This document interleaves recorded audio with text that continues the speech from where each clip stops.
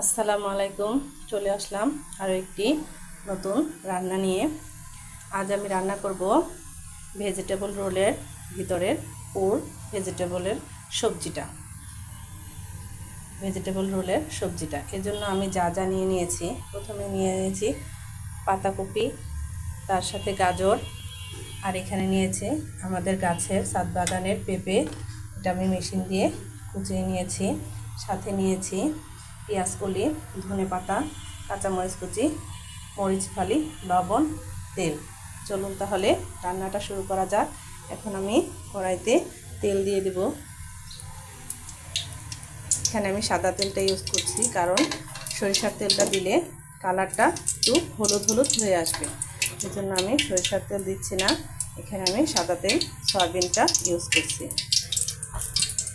তেলটা গরম হতে হতে দিয়ে দেব পেঁয়াজের কুচি।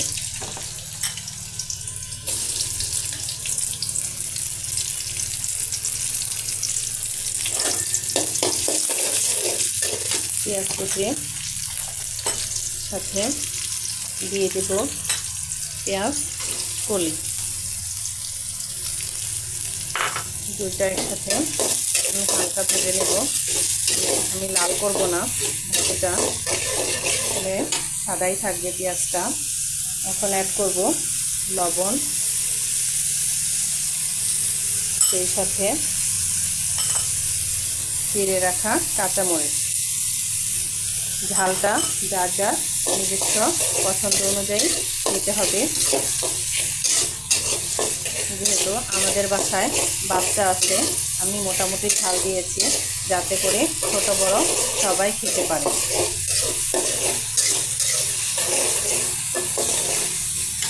এখন দিয়ে দেব আমি কুচিয়ে রাখা আমার ছাদ বাগানের পেঁপে।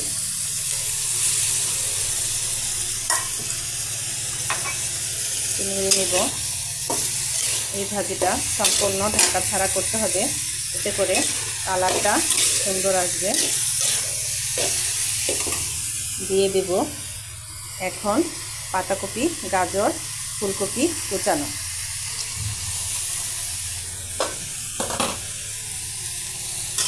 এই তো এখন রান্নাটা হতে থাকবে। আমি একটু নেড়ে চেড়ে নিচ্ছি, যাতে করে সব সাইড একরকম ভাবে হয়ে যায়। চলুন তাহলে রান্নাটা করি। আমার সাথে সবাই থাকবেন ইনশাআল্লাহ। রান্নাটা হওয়া পর্যন্ত অপেক্ষা করি। এই তো রান্না হচ্ছে আমার।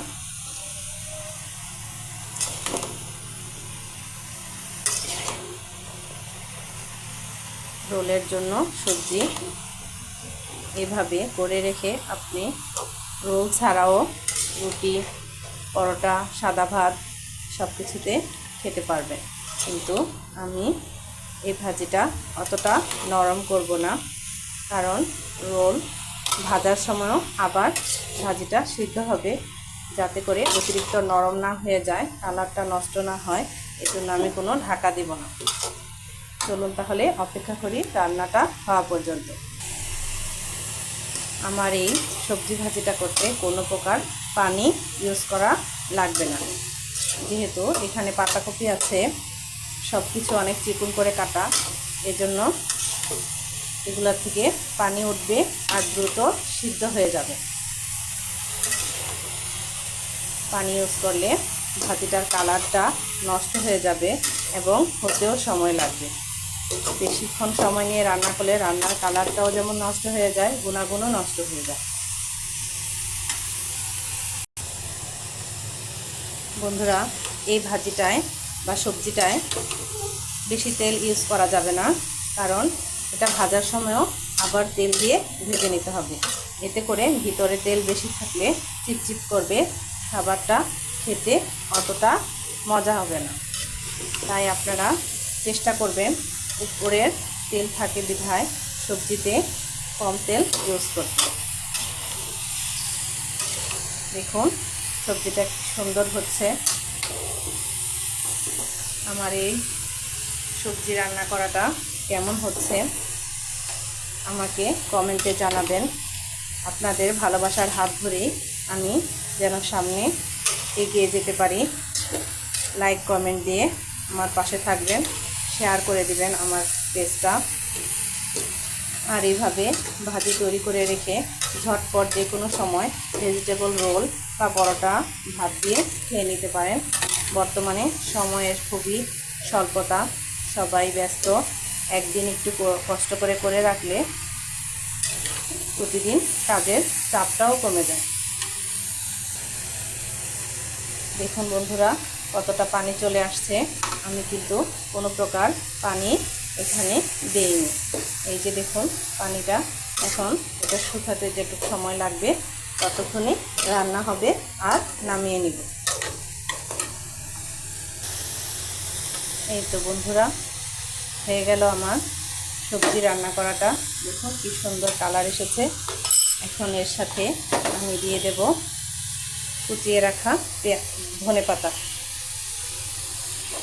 ধনেপাতাটা একটু বেশি করে দিয়ে দেবো যাতে করে ফ্লেভারটা ভালো আসে। ব্যাস, এভাবে আপনারা বাসায় সবজিটা রান্না করে দিবেন এবং বাচ্চাদের টিফিনেও সবজির রোল বানিয়ে রেখে দিতে পারেন বাচ্চার টিফিনে দেওয়ার জন্য। সামনে রমজান আসছে, ইফতারির জন্য রেডি করে রেখে দিতে পারেন এই সবজি ভাজি আর রোল বানিয়ে। এর সাথে সবজিটা তৈরি করে বেশি করে রোল বানিয়ে রাখলে রমজানে ইফতারিতেও দেওয়া যাবে। 1 মাস পর্যন্ত যদি আপনি রোল তৈরি করে রেখে দেন তাহলে